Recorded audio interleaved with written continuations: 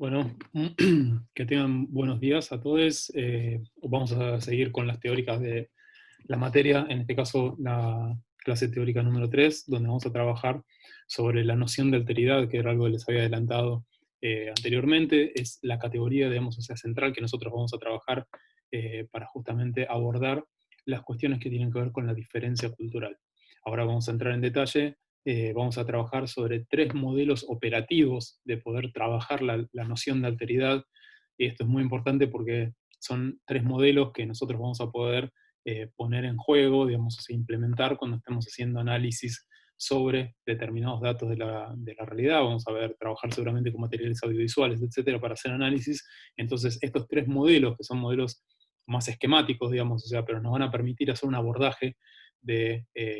digamos, esa realidad en términos de esta categoría de análisis que estamos proponiendo y que, digamos, o sea, es una buena herramienta para tener, para poder desarmar y deconstruir discursos naturalizados acerca de la diferencia cultural que, digamos, o sea, nosotros lidiamos con ellos en nuestra vida cotidiana, nos topamos todo el tiempo. Vamos mientras a compartir la pantalla para ir siguiendo la presentación, como hicimos la última clase. Eh, para empezar, digamos, o sea, a trabajar la noción de alteridad, vamos a tener como texto de referencia, que lo van a encontrar adjunto, el texto de Esteban Krotz, que es un antropólogo mexicano, eh, que justamente, digamos, o sea, aborda esta noción de alteridad y la trabaja, digamos, o sea, desde justamente una dimensión como histórica, reconstruyendo, digamos, o sea, en términos de la experiencia humana, cómo esta cuestión de alteridad se fue, digamos, presentando en distintos momentos históricos, y esto remite, según Krotz, a justamente como la gran pregunta, digamos, o sea, antropológica, que tiene que ver justamente con la tensión entre igualdad y diferencia, que eso lo vamos a ver en un segundo. Pero lo interesante del caso es que vamos a abordar, digamos, el texto de Esteban Krutz, que ustedes van a poder leer después, eh, teniendo, digamos, algunas claves conceptuales que nos van a permitir entrar, digamos, más en profundidad en el texto que leerlo, digamos, o sea, solamente así de una. Es un texto simple, igual es un texto, digamos, que viene bien para ser los primeros textos que vamos avanzando, digamos, o sea, en nuestras lecturas. Es un texto bien escrito, simple, etcétera, corto, eh, que me parece que es muy útil para poder empezar justamente con esta dinámica de lecturas. Les decía que lo que vamos a hacer es trabajar el texto de Esteban Krotz con un caso, digamos, o sea, en particular, que no es el que trabaja Esteban Krotz en su texto, pero que nos sirve, digamos, muchísimo para poder justamente pensar en términos del enfoque que nos está proponiendo. Para eso vamos a justamente puntualizar que para Esteban Krotz, justamente esta idea, digamos, esta noción de alteridad, da en la tecla, digamos, o sea, focaliza en lo que es para él la gran pregunta antropológica, una pregunta antropológica en el sentido, digamos, o sea, amplio, en el sentido humanista, no en el sentido de la disciplina científica, digamos, antropológica, que después obviamente la recuperó, pero para Esteban Krotz en realidad la tensión sobre la diferencia y la igualdad, o identidad y diferencia, digamos, como vamos a ver ahora, es una pregunta en realidad que se viene haciendo la humanidad desde que es humanidad, desde que el primer grupo humano se encontró con otro grupo de humanos. Entonces, ese encuentro, digamos, o sea, ese encuentro entre iguales, porque son, digamos, o sea, se reconocían, pero al mismo tiempo eran diferentes porque no eran propios, no eran del propio grupo, es lo que marca justamente para Esteban Krotz la gran pregunta, digamos, o sea, antropológica en sentido ampliado, digamos, ¿no? Que tiene que ver justamente con esta paradoja, ¿no? De ser iguales en términos de una gran diversidad de formas de existencia. Eso es lo que nos remite a la identidad, pero siempre, digamos, en relación, siempre en tensión con esta otra forma de pensarlo, que es justamente cómo, digamos, o sea, podemos pensar en términos de esa diversidad en, digamos, o sea, la igualdad. ¿Somos humanos todos? ¿No somos humanos todos? ¿Quiénes son los otros que están ahí? ¿Cómo los definimos a los otros que están ahí? Entonces, esa tensión entre ser iguales y ser diferentes al mismo tiempo es justamente lo que para Esteban Krotz está dando, digamos, o sea, o nutre esta noción de alteridad que propone, digamos, o sea, Krotz, pero no es de él, digamos, sino que es un concepto que se viene trabajando en la antropología desde hace un montón de tiempo, que tiene que ver justamente con la experiencia de lo extraño, ¿no? La experiencia, o sea, remarco esta cuestión de la experiencia porque es justamente, digamos, o sea, él lo plantea desde un sentido bastante vivencial, no es una definición, digamos, o sea, abstracta, racional, etcétera, sino que es justamente el impacto que produce justamente enfrentarse con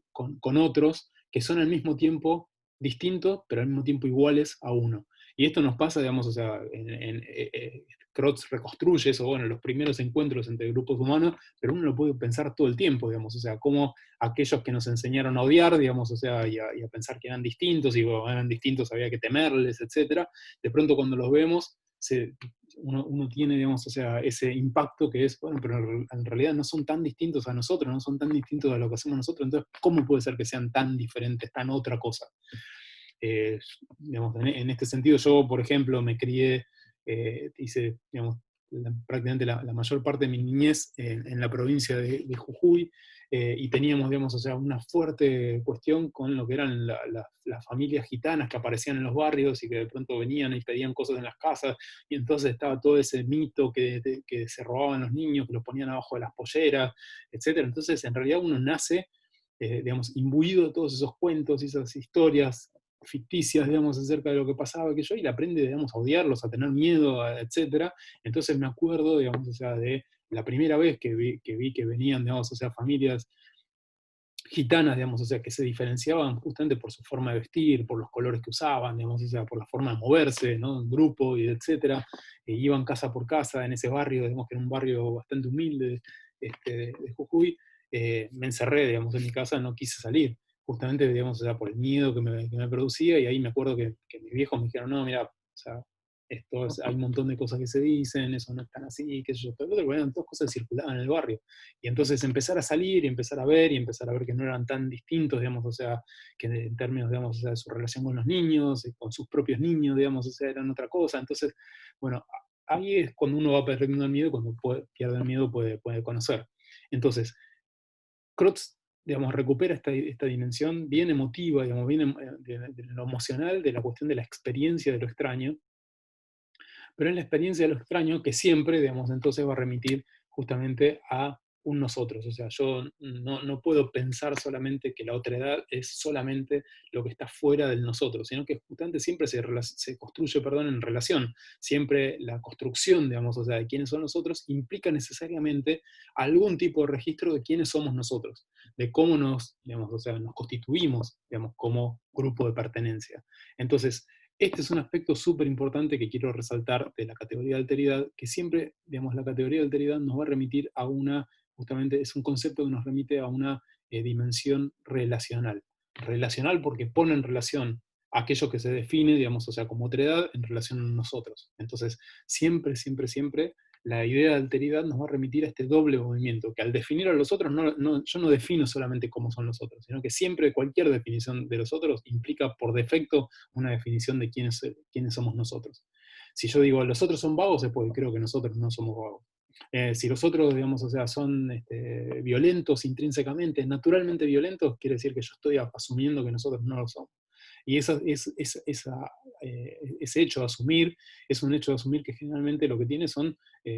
digamos, o sea, también son estereotipos que yo naturalizo como un, digamos, criterio de pertenencia. Pero siempre, digamos, entonces, la categoría de alteridad, a diferencia de la categoría de diferencia cultural, que la diferencia cultural solamente es una caracterización justamente de esa idea del otros, la categoría de alteridad me permite, digamos, o sea, poner en juego analíticamente esta relación de ida y vuelta, esta relación de siempre la definición de los otros implica por defecto una relación de quiénes somos nosotros.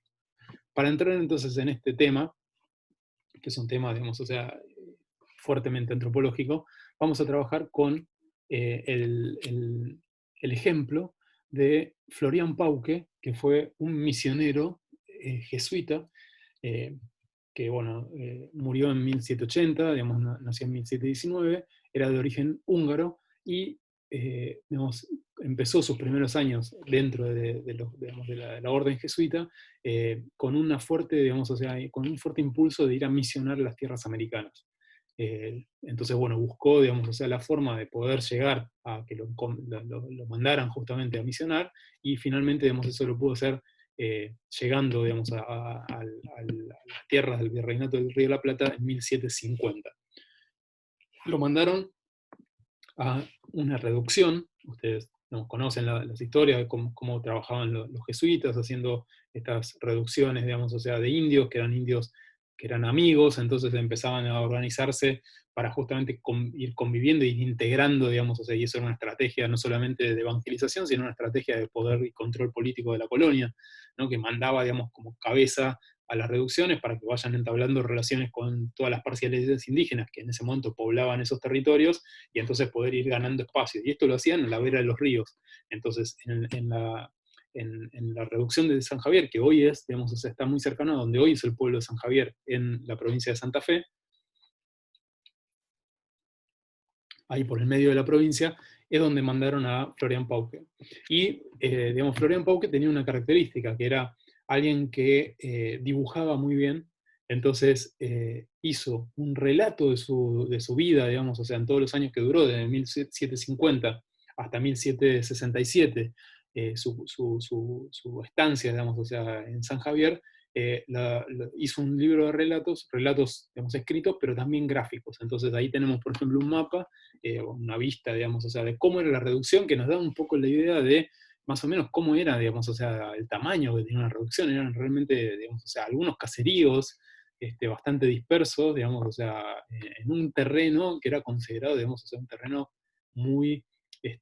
digamos, de altísima incertidumbre. Era un espacio que en realidad los que dominaban ese espacio eran las parcialidades indígenas, y entonces los españoles iban, digamos, o sea, avanzando a través de estas pequeñas, digamos, o sea, instalaciones, pero eran instalaciones que tenían, digamos, o sea, una relación digamos,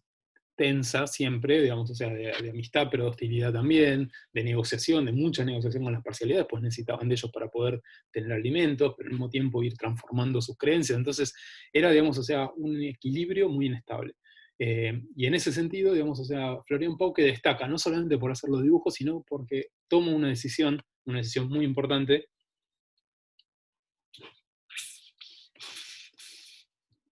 que fue convivir con las parcialidades mocovíes que eran las que dominaban, digamos, o sea, el espacio en esa zona, digamos, o sea, de lo que hoy es la actual Santa Fe, en vez de quedarse en la seguridad de la misión. Y en esto, digamos, o sea, me imagino que les debe resonar algo que estuvimos viendo en las clases pasadas sobre Malinowski, ¿no? Y cómo fue, digamos, ese inicio del método. Bueno, en realidad hay muchas experiencias de viajeros, digamos, o sea, aventureros, etcétera, que convivieron con las parcialidades. La diferencia es que Malinowski eso lo transformó, digamos, o sea, en un método, ¿no? En un método de análisis, digamos, en función de un formato científico. Esto no estaba, digamos, o sea, dentro del horizonte de cosas posibles en la época de Florian Pauke, que fue muchísimo anterior, pero sí, digamos, o sea, esta cuestión de todos los naturalistas de esa época que iban a registrar cómo era la flora, la fauna, las costumbres, digamos, etcétera, que justamente encontraban como una novedad infernal, digamos, o sea, esto realmente implicaba todo un cambio de paradigma muy fuerte respecto a cómo era la vida humana. Entonces tiene toda esta frescura que nosotros, que Crotz nos está proponiendo, de pensar justamente eso en términos de experiencia. Imagínense, digamos, más allá de lo que representara ir a evangelizar, la colonización, etcétera. Pero piensen estos tipos, digamos, o sea, que estaban acostumbrados a una forma de vida que de pronto, digamos, o sea, encuentran verdaderamente como si los hubieran llevado no a otro lugar de la Tierra, sino a otro planeta directamente. Entonces, aún con ese, digamos, o sea, con ese, digamos, tremendo, digamos, o sea, impacto, en vez de resguardarse, digamos, en lo que consideraba seguro, que eran sus propios lugares, digamos, o sea, pequeños, ¿no? De donde había militares que los protegían también, etcétera, toda esa cuestión, decide, digamos, o sea, irse a convivir con los mocovíes. Y el resultado de esa convivencia se plasmó afortunadamente en estas crónicas que él hizo, y que, digamos, que están presentes hasta hoy, que por eso podemos ver los dibujos y podemos ver sus descripciones y leer. Digamos, es un material, digamos, histórico riquísimo, riquísimo, riquísimo, eh, que nos permite justamente entender, digamos, cómo fue ese proceso, cómo fue ese contexto en el cual Florian Pauke desarrolló su labor. Y hay pocas, digamos, o sea, posibilidades, realmente tenemos muy poquitas posibilidades de poder recuperar ese tipo de documentos de ese periodo con un nivel de detalle tan impresionante, tan impresionante. Entonces, en las crónicas que elabora Pauke, las nombra, o sea, el título ya es un título muy, muy, muy interesante para pensar, porque las nombra eh, del siguiente modo. Las crónicas se llamaban: hacia allá fuimos alegres y esperanzados, para acá volvimos sombríos y tristes. Y hacia allá y para acá es muy interesante. El hacia allá obviamente es él en Europa yendo hacia América, hacia el nuevo mundo, para poder, digamos, ejercer su objetivo de misionar, y el para acá es el para acá cuando regresa a Europa, que no regresan, digamos, o sea, justamente alegres y esperanzados como habían ido, sino sombríos y tristes, porque es el momento en el cual son expulsados del nuevo mundo por parte de la corona española. ¿Se acuerdan, digamos, o sea, toda esa cuestión, ese conflicto que hay, digamos, o sea, demasiado poder, demasiado control territorial, entonces, bueno, digamos, o sea, hay un tratado, ¿no? Con los portugueses, digamos, o sea, y finalmente se decide la expulsión de la orden.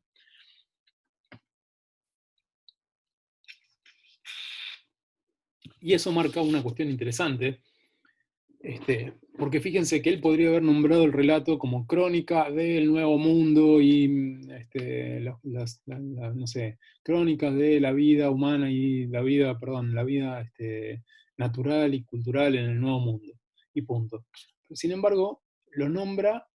haciendo explícito un punto de vista subjetivo, algo que era absolutamente infrecuente en el tipo de crónicas que se hacían en ese momento, que tenían todos ese nombre, digamos, o sea, como más una descripción más eh, menos comprometida, digamos, desde el punto de vista subjetivo, más objetiva, justamente, de lo que se hacía. Él pone, digamos, o sea, y pone en primer lugar ese punto de vista subjetivo, que evidentemente era algo que era muy importante para Florian Pauque, y que es algo que también nuevamente nos remite a lo que es el trabajo antropológico. Vamos a ver, que es que justamente da cuenta y explicita, en primer lugar, que el principal instrumento, digamos, de investigación es el propio investigador. Entonces, y su punto de vista, digamos, o sea, por lo tanto, es muy importante, y es muy importante recuperarlo como, digamos, esa forma de entender el resultado de su trabajo. Él estaba hablando, digamos, o sea, justamente desde esa experiencia que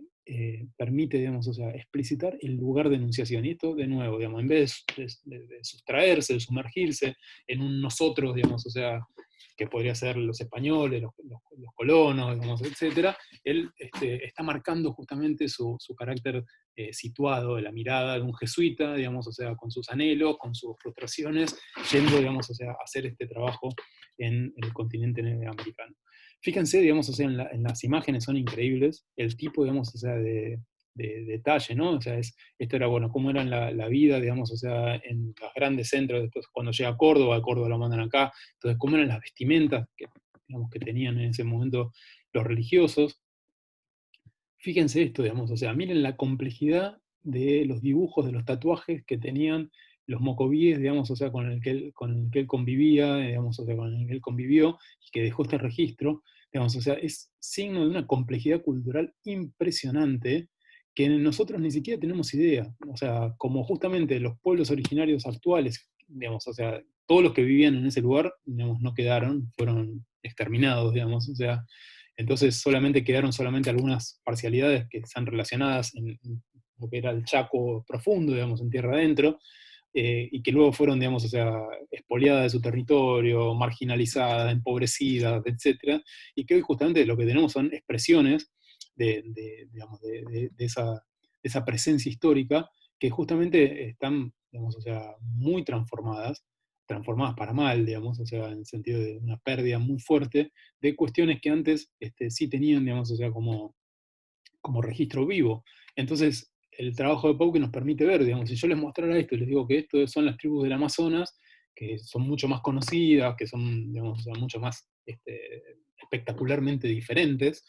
todos dirían, buenísimo, sí, pero si yo les digo que estos eran indios que estaban en lo que hoy es Santa Fe, no lo pueden creer. Cercano, digamos, o sea, en realidad a Buenos Aires,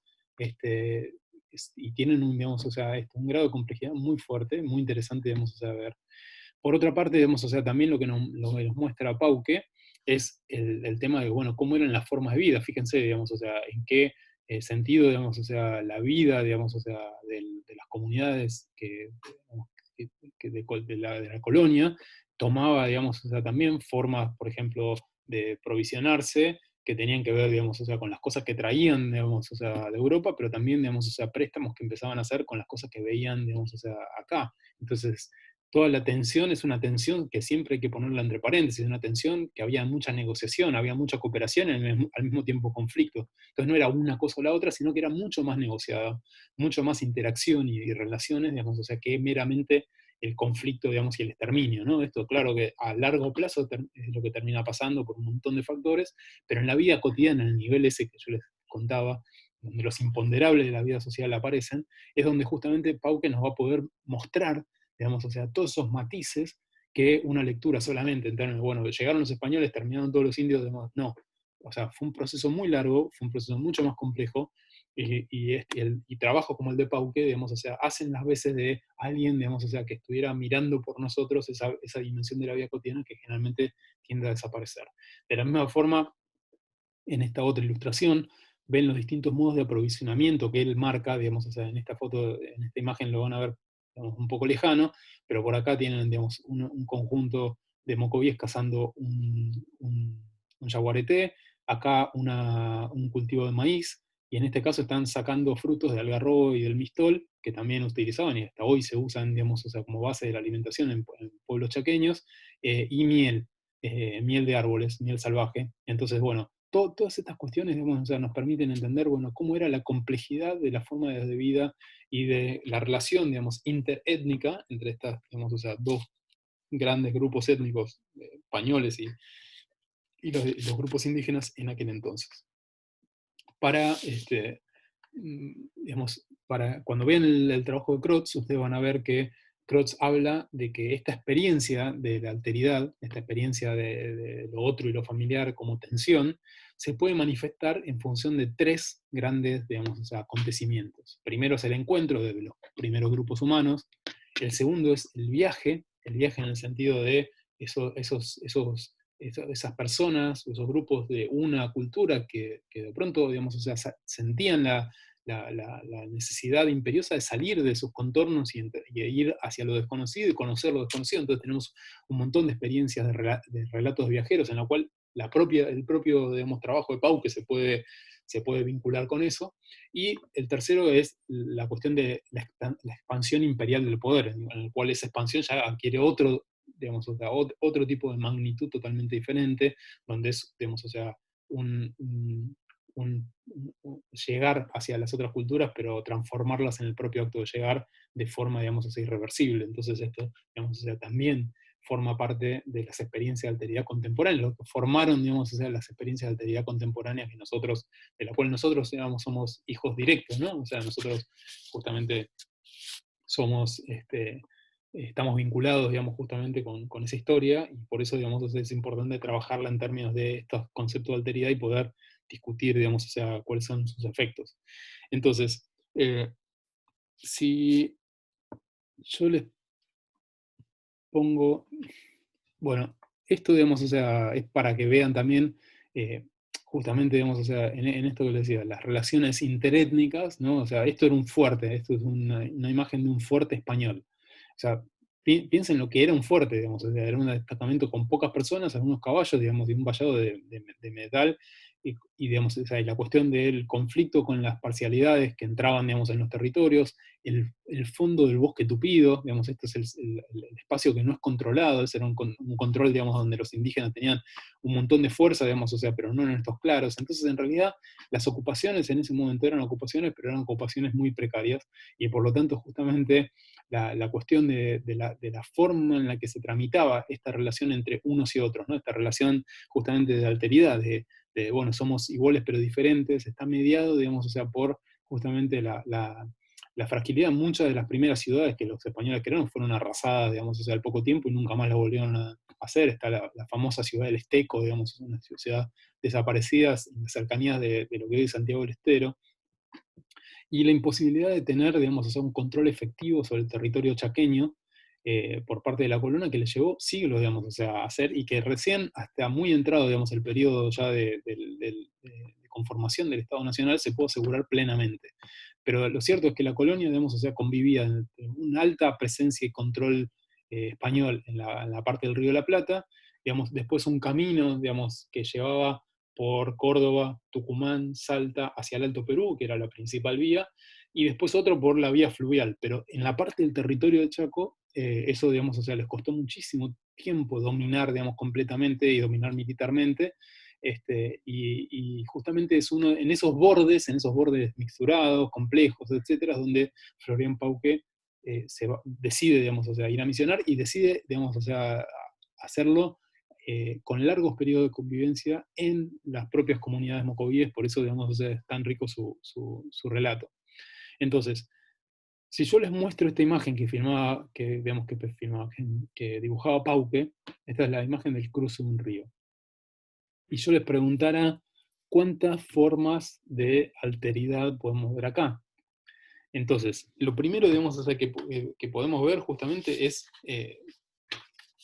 en este riquísimo registro narrativo que nos provee Pauque, es que vemos dos formas de alteridad. En principio, digamos, o sea, vemos a los animales, que están representados por los caballos, y los humanos. Eso podríamos decir que sería el primer nivel, digamos, en una mirada muy superficial. Pero si nosotros atendemos un poquito mejor a lo que nos está mostrando justamente, digamos, Pauque, es que vemos también a dos tipos de humanos, ¿no? O sea, están los humanos mocovíes, los indígenas, y también están los misioneros. Y entonces ahí, digamos, o sea, el cuadro se nos complica un poco más, porque entonces no tendríamos en realidad como dos entidades, animales y humanos, sino que además tendríamos animales, humanos y humanos de otra clase. Y esto, digamos, o sea, justamente es lo que es importante para, eh, eh, para poder pensar justamente en términos de esta relación de alteridad, porque una de las cosas que Pauque nos va a mostrar es esta idea, digamos, o sea, entonces de la experiencia del encuentro, digamos, o sea, de cómo justamente el encuentro entre españoles e indígenas había, digamos, o sea, levantado allá por el siglo XV, digamos, toda una pregunta acerca de quiénes eran estos indígenas, si estos indígenas eran humanos o eran animales. Entonces, si nosotros tenemos esta clasificación que habíamos hecho al principio entre humanos y animales, bueno, ¿dónde estarían puestos los indígenas? ¿Estarían puestos del lado de los caballos o estarían puestos del lado de los humanos? Todo eso generó, digamos, o sea, un fuerte debate eh, a nivel eclesiástico, ¿no? O sea, que era la que concentraba justamente la producción de conocimiento, digamos, o sea, sobre el mundo, digamos, y las relaciones en esos entonces, y finalmente se llega a la conclusión de que no, de que en realidad los indígenas, los pobladores del Nuevo Mundo, son humanos, digamos, y que justamente como son humanos y no son animales, entonces se legitima toda la empresa de evangelización, es decir, son humanos que perdieron la vida, son humanos que hay que volver, digamos, o sea, a vincular con las enseñanzas de las escrituras, con el poder de la iglesia, digamos, o sea, hay que evangelizarlos, hay que volverlos humanos de verdad, son humanos en estado de naturaleza, en el mejor de los casos, por lo tanto, digamos, o sea, hay que volverlos a la senda en la cual se apartaron en un momento, la senda que había fijado, digamos, Dios católico, para todos. Entonces, cuando nosotros pensamos en ese lugar, vemos, bueno, entonces ya en la época de Pauque esto estaba solucionado, eran humanos también, por lo tanto esa tensión entre igualdad y diferencia se, digamos, jugaba en otro sentido. Pero cuando nosotros vemos lo que Pauque dibuja, vemos que en realidad estos humanos blancos españoles están haciendo, digamos, con los indios lo mismo que hacen los indios con los animales, es decir, los están montando, ¿no? Están subiendo para poder cruzar y no mojarse o no morir o no lo que sea, junto con sus pertenencias. Entonces, en realidad, cuando nosotros atendemos no al nivel discursivo, que era el nivel discursivo que se manejaba en aquel entonces, en el cual se aseguraba que los indígenas eran humanos, pero vamos al nivel de las prácticas, de qué es lo que se hace efectivamente, no solamente es lo que se dice, lo que vemos es una diferencia, una distancia. Es decir, acá hay humanos que están montando a humanos, que es lo mismo que se hace con las bestias, que es lo mismo que se hace con los animales. Entonces uno puede considerar que se podía considerar que los indígenas eran considerados humanos, pero eran considerados humanos de una clase bastante similar a la de los animales, porque se podía montar a esos indígenas. Esto, digamos, o sea, no es que esto sea pensado así, sino que esto nos sirve, digamos, justamente para mostrar eh, la importancia que tiene atender al nivel de las prácticas y no solamente de los testimonios. Y esto es algo que vamos a aprender a hacer justamente como parte del trabajo etnográfico, que es a leer, digamos, o sea, estas imágenes es una representación de la realidad, y a leer esa representación de la realidad y descifrarla. En este sentido, entonces, si atendemos a las prácticas, podemos tener una lectura muy diferente de aquella que tendríamos solamente en función de las encíclicas papales que aseguraban que los indígenas eran, digamos, o sea, eran humanos de hecho, digamos, de hecho y derecho, digamos, ¿no? De alguna forma.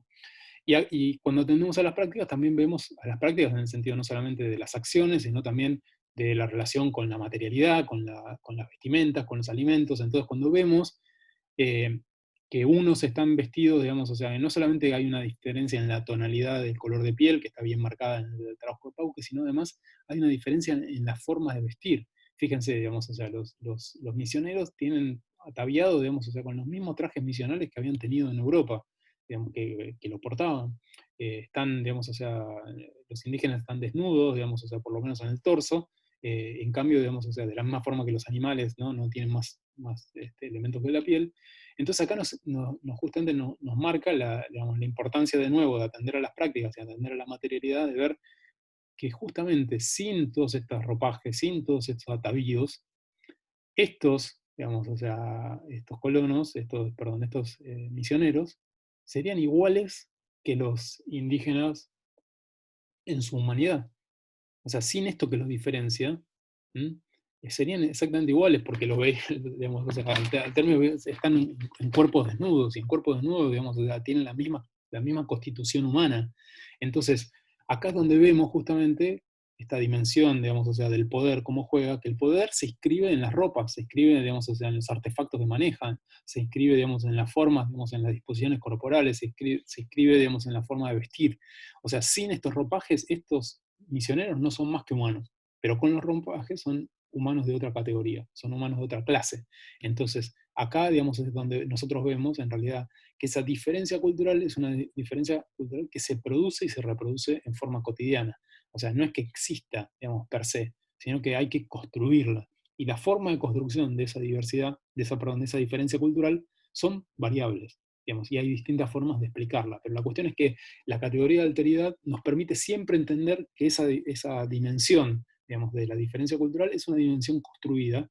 y que justamente va a estar asociada a prácticas de construcción de esa diferencia y de reproducción de las diferencias culturales. Entonces esto es una cuestión muy importante que nos aporta la categoría de alteridad, que nosotros podemos ver, por ejemplo, en tan solo, digamos, una simple imagen de esta que había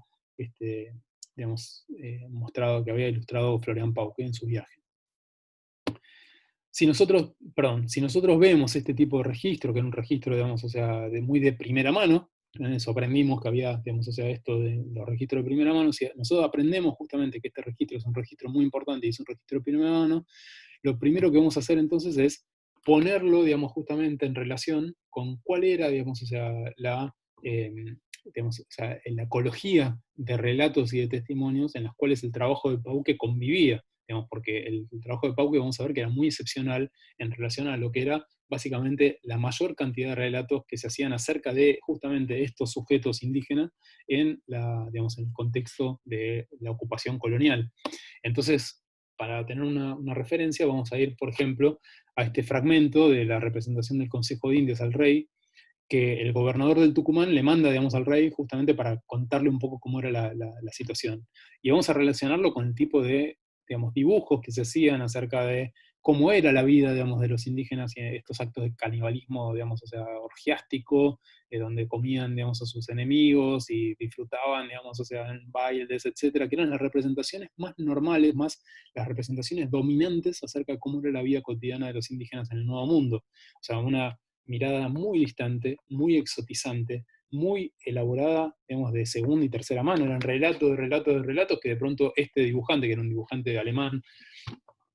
que hizo una serie de dibujos que tuvieron mucha repercusión, digamos, o sea, en Europa, acerca de cómo es la vida, digamos, o sea, en el Nuevo Mundo, e hizo a partir de las cosas que escuchaba. Y las cosas que escuchaba están tergiversadas, digamos, o sea, por un montón, digamos, de sujetos, individuos que le iban agregando, iban, digamos, o sea, eh, digamos, elaborando ese relato en forma más o menos, digamos, o sea, creativa, hasta que llegaba, digamos, a eso. Y eso después se plasmaba, pero la imagen que nos queda entonces era esta, y la que mucha gente tenía, era que esto era lo que sucedía verdaderamente en América en aquel entonces. Y si encima lo apoyamos con lo que era el registro de las personas, digamos, o sea, de los funcionarios coloniales que estaban ejerciendo, digamos, funciones acá, esto, digamos, o sea, se reforzaba en forma justamente de un círculo que se autoalimentaba. Si nosotros vemos, digamos, la imagen impactante de esto y después la vinculamos con el relato de este tipo, digamos, o sea, de testimonios que teníamos, a los que tenemos acceso por ser documentos históricos, nos queda claro el panorama. Fíjense, especialmente esta última parte, digamos, o sea, esta situación, digamos, monstruosa, diabólica, digamos, o sea, en la que tenían que convivir con indios, digamos, o sea, que eran la encarnación del diablo y del demonio, etcétera, en forma cotidiana. Y dice, bueno, eh, a ver, de Buenos Aires, esta parte la han reducido a la más deplorable e infeliz estado, viéndose reducidos sus moradores por medio de estas crueldades a desamparar las poblaciones y habitaciones, quedando por este motivo impracticables los caminos y embarazado el comercio de unas y otras provincias, tan necesario para la manutención y conservación de estos dominios, expresando las entradas que habían hecho estos indios saqueos de iglesias y el número de muertos y cautivos que retiraban para comérselos en sus banquetes y días más festivos, usando los pellejos y calaveras para su embriaguez, con otras infinitas crueldades, pidiéndose, dice, pronto remedio a tan gran urgencia, porque... La cuestión es, digamos, y fíjense que dice al final que digamos, hay que hacer una sangrienta guerra a dichos bárbaros, acometiéndoles por todas partes para de una vez exterminarlos, ¿no? Digamos, entonces, ¿cuál era la representación? ¿Quiénes eran los monstruosos acá? Digamos, los monstruosos eran los indios, digamos, o sea, eran los propios españoles generando este tipo de, digamos, o sea, de relatos que después se relacionaban con prácticas concretas, porque esto, digamos, o sea, eran operaciones militares que se hacían en contra, digamos, de las poblaciones indígenas. Entonces, lo que tenemos es un contraste enorme entre lo que es el registro de Pauque de primera mano conviviendo con las comunidades y el registro de este tipo de funcionarios que no convivían con las comunidades, que evidentemente tenían otros objetivos y otros intereses, digamos, o sea, en función de cómo relacionarse con esas parcialidades indígenas, y lo que tenemos es una asimetría enorme entre lo que nos dicen unos y lo que nos dicen otros. Entonces, justamente, digamos, o sea, en ese sentido, el valor del testimonio de Pauque, el valor de ese trabajo de primera mano, se acrecienta. Porque justamente, digamos, o sea, acá tenemos un funcionario que en realidad lo que estaba haciendo era cargando las tintas fuertemente. ¿Para qué? Para que la corona le mande más dinero. O sea, si yo soy un funcionario de la colonia, digo, no, miren, la verdad que la vida cotidiana es que negociamos bastante, ellos nos dan miel, nosotros les damos tal cosa, eso sirve, la miel después la vendemos, con eso compramos tal cosa, digamos, y todo eso forma un sistema, ¿no? Digamos, de interacción y relacionamiento. Eh, entonces la corona dice, bueno, se las están arreglando bastante bien, les mandamos, digamos, o sea, tanta cantidad de monedas de oro, porque eso es lo que van a... Pero si yo les digo, no, estamos viviendo, digamos, o sea, frente al demonio, nos matan, nos saquean, nos violan, nos roban, no sé qué, esto que el otro, no podemos más, etcétera, hay que mandar, y de hecho le está diciendo, si no mandan dinero no se asegura el comercio, que es necesario para que la presencia de la colonia. Entonces, los relatos son relatos justamente muy cargados, y esta es la imagen que circula, digamos, justamente en los centros de poder europeos que justamente estaban vinculados con la práctica de colonización acá. Entonces, si nosotros pensamos ahora en Pauque, lo que vemos son registros que son humanos, que son en términos, digamos, de lo que decía eh, eh, Crotz respecto a esta experiencia de alteridad. Fíjense, al mismo tiempo que dibujaba lo fuerte, Pauque dibuja esta imagen, que es una imagen tan bella, tenés que ser tan sensible para siendo un tipo de esa época, que tenía todas esas ideas en la cabeza, porque el tipo se había formado también en los europeos, oía de todos esos mensajes que circulaban acerca de la crueldad de los indios, el canibalismo, etc., y se decide ir a vivir, y se decide a registrar este tipo de escena, y conforma, digamos, o sea, como contrarrelatos, que también, digamos, circulaban en menor medida, acerca de cómo era la vida allá. Entonces, fíjense, acá es un grupo de chicos, digamos, y chicas disfrutando el baño, digamos, de la misma forma que podían pensarse que esto sucedía en cualquier otra parte del mundo, digamos, y principalmente en Europa, donde también había niños, digamos, o sea, colgándose de un árbol para tirarse y disfrutar de un baño en una escena, digamos, o sea, muy lúdica y muy sensible, digamos, o sea, de mucha sensibilidad para registrar esto y considerar que esto era importante. Esto es lo que les quiero decir. Y en esto, digamos, o sea, nuevamente nos va a remitir a lo que es el trabajo etnográfico, en términos de, bueno, yo vivo, digamos, esa vida cotidiana con ellos, estoy compartiendo eso, y cómo, digamos, o sea, asigno qué cosas son relevantes y qué cosas no, qué cosas, digamos, o sea, son importantes mostrar. Evidentemente, eso no es algo que se hace planificándolo, racional, sino que tiene que ver justamente con la propia vivencia. Evidentemente esto era una práctica recurrente, una práctica que él decidió ilustrar porque no era una práctica excepcional, sino que era una práctica que sucedía y que a él le permitía mostrar algo que quería transmitir acerca de la vida, digamos, o sea, de los otros, que tenía que ver justamente con esto, con alejarse de ese carácter exotizante, monstruoso, peligroso, etcétera, para ponerlo en un registro mucho más humano, un registro, digamos, o sea, mucho más cercano a lo que era la experiencia humana en cualquier otra parte del mundo. Y en esto, digamos, traza un puente y es súper importante entender el valor epistémico que tiene el material que trabaja Pauque. Entonces, vamos a ver, digamos, justamente, nosotros ya estuvimos trabajando con la categoría de etnocentrismo, si nosotros la ponemos en relación justamente con la categoría de alteridad, podemos marcar tres cuestiones. La primera, que es esta experiencia de la otredad, siempre es una experiencia relacional, siempre, digamos, la relación y la definición entre igualdad y diferencia se hace en comparación con la propia cultura. Ahora, eso tiene distintos caminos de ser justamente elaborado. Un camino es proyectando sin cuestionamiento las categorías propias. Era lo que veíamos, digamos, en las lecturas que hacían los funcionarios de la colonia, lo del dibujo del canibalismo, que es cómo yo estoy mirando al otro sin posibilidad justamente de entrar en relación acerca de cómo el otro, digamos, o sea, se define a sí mismo, cómo la construcción de esa representación del otro es una representación de ida y vuelta, que tiene que ver también con cómo somos nosotros. Entonces, en la primera, digamos, o sea, es una representación polarizada, es nosotros somos los buenos y ellos son los malos, o todo lo malo, digamos, o sea, es lo que los define y todo lo bueno es lo que nos define a nosotros. En cambio, en la mirada de Pauque es una mirada que recupera la cuestión de alteridad, pero sin una mirada etnocéntrica tan marcada, porque justamente sin dejar de ser un tipo de su época, es lo que permite encontrar puentes de conexión,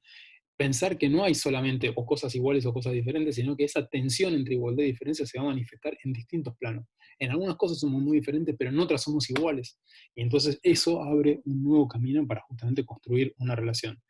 Esta, digamos, o sea, esta experiencia entonces justamente de construcción de la noción de alteridad, nosotros la vamos a pensar como justamente una experiencia de definición, digamos, o sea, de esta relación nosotros-otros, que está culturalmente moldeada, que tiene que ver justamente con cuáles son, digamos, o sea, los supuestos de nuestra propia cultura y en qué medida esos supuestos se proyectan. La cuestión es que siempre se proyectan, la cuestión es qué grado de relación, digamos, de control y de reflexividad tenemos acerca de ese acto de proyectar. Nosotros podemos pensar digamos, o sea, que no hay ningún tipo de relación acerca de nosotros, que solamente lo que estamos haciendo es caracterizando a los otros por lo diferentes que son, y otra forma es pensar que justamente con la mirada que tenemos nosotros estamos proyectando muchas de las categorías que nosotros consideramos importantes en nuestra cultura. Entonces, toda esta experiencia, digamos, de clasificación del mundo siempre va a definir digamos, o sea, ámbitos de exclusión y de inclusión. En algunas cosas son parecidos, en otras cosas son diferentes. Y por lo tanto, de identidad y de diferencia. En eso, digamos, nos sentimos vinculados, nos sentimos hermanados y en esto nos sentimos diferentes. Ahora, el grado de conciencia, digamos, o sea, el grado de reflexividad que tengamos sobre ese acto es justamente lo que marca la gran diferencia, como uno la marcaba en función del trabajo de Pauque o como la marcaba en función de este eh, funcionario colonial. De nuevo, digamos, o sea, la noción de etnocentrismo la podemos decir como que en realidad nosotros vamos a partir todo el tiempo de una perspectiva etnocéntrica. ¿Por qué? Porque no tenemos otra forma de conocer que las categorías de nuestra propia cultura. Ahora, la cuestión es justamente qué tipo de grado de conocimiento, de reflexividad le vamos a dar a ese acto, justamente de proyección de nuestras propias categorías, en función, digamos, de todo este ejercicio que hagamos en el trabajo etnográfico. Esto lo vamos a dejar para más adelante. Y vamos a cerrar este primer bloque señalando que vamos a trabajar con estos tres modelos de alteridad, tres modelos de construcción, digamos, o sea, de una mirada sobre los otros que siempre es relacional, porque remite a un nosotros. La vamos a llamar el modelo de la diversidad, el modelo de la diferencia y el modelo de la desigualdad. Lo vamos a trabajar ahora en otro bloque. Pero antes de seguir con eso, les quiero mencionar una cosa muy importante, que es, si bien vamos a construir tres modelos, que son tres modelos operativos, tres modelos para poder abordar analíticamente la realidad, lo importante es que tengamos en cuenta estas tres cuestiones. Primero, que coexisten, o sea, que estos tres modelos configuran repertorios de pensamiento que están disponibles en nuestra experiencia cotidiana al mismo tiempo y que a veces lo que se hace en la vida cotidiana nosotros y todas las personas con las que nos rodeamos es que vamos complementándolos, los vamos integrando, los vamos mixturando. Entonces no aparecen puros, digamos, o sea, en un solo sentido, sino que a veces aparecen justamente como mixturados y esto es importante que lo tengamos en cuenta. El segundo, digamos, es la cuestión de la contigüidad. La construcción de los tres modelos nos permite abordarlos analíticamente. pero justamente el uso práctico, que es lo que nos interesa de esos tres modelos, por parte de nuestros interlocutores. O sea, cómo nosotros podemos ver en textos, en el testimonio de las personas, en el análisis de material audiovisual, cómo las personas, digamos, sin ser totalmente conscientes de esto, se van apropiando de estos modelos y los van poniendo en juego a la hora de poder explicar sus relaciones con los otros o la definición, digamos, de la propia cultura o la cultura de los otros. Y tercer punto, que es muy importante, es que vamos a verlo, y por eso vimos las escuelas antropológicas primero, muchos de estos, o sea,